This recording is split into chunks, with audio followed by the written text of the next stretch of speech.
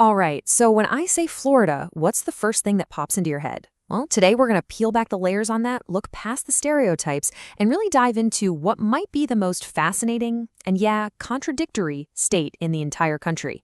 Let's get into it. Yep, I'm guessing it's probably something like this, right?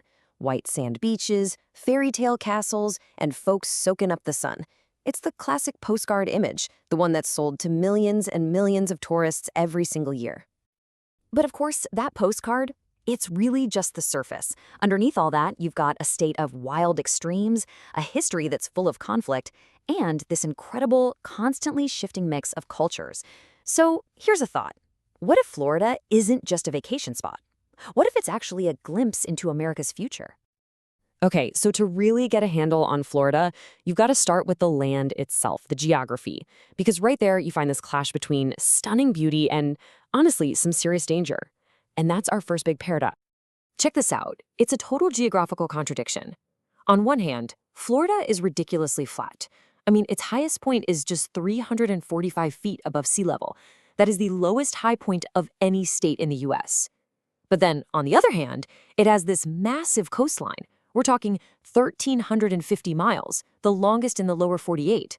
So you have this huge, flat piece of land that is completely defined by the ocean all around it. And believe me, the contradictions don't stop there.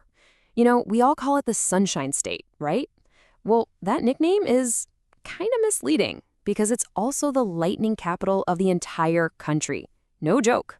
Central Florida gets zapped more than anywhere else, all thanks to these crazy, intense thunderstorms that pop up almost every day. And all that volatile weather? It leads to a ranking that, let's be honest, no state wants. Florida is number one for being the most hurricane-prone state in the nation. Period. Just to give you an idea, in the last century and a half or so, it's been hit by well over 100 hurricanes, and dozens of those were major, devastating storms. And yet, and this is the really wild part, inside all that turbulence, you find this incredibly delicate, beautiful ecosystem. I mean, it's the only state in the continental US with a tropical climate.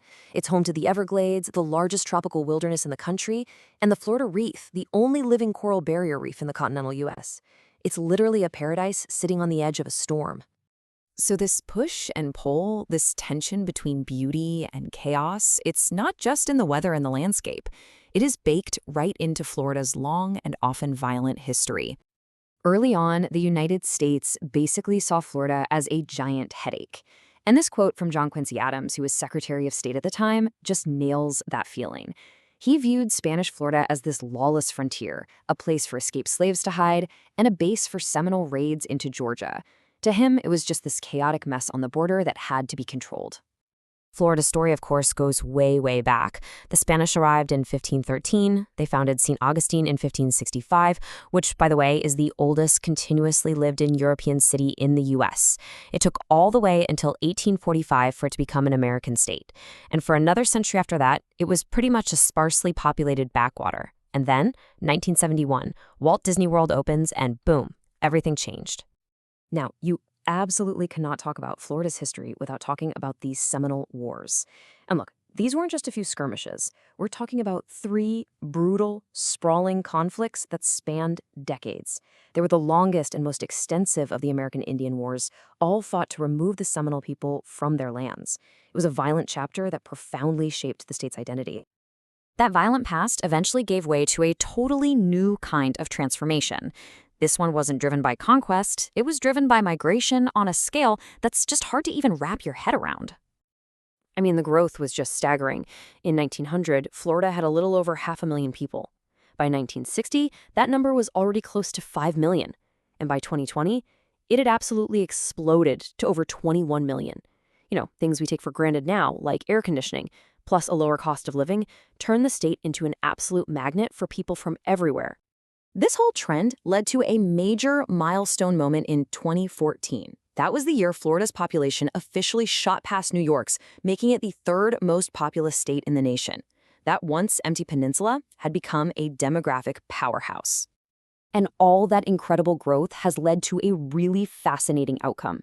Florida is now what's called a majority-minority state, which just means that no single ethnic group holds a clear majority.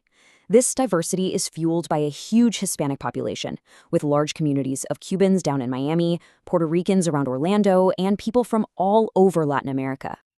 So, who are all these new Floridians? Well, they're pretty much everyone. You've got a huge portion of the population that was born in another state. It has the highest percentage of residents over 65 in the country, and for decades, it's been a primary destination for migrants and refugees, especially from Cuba, Haiti, and Puerto Rico. It's a true melting pot. So when you take this unique mix of people, history, and geography, you create not just a really complex culture, but a colossal economic force, one that has some pretty serious challenges ahead. Let's start with just the sheer scale of Florida's economy. In 2024, its gross state product was a massive $1.647 trillion. That makes it the fourth largest economy of any U.S. state.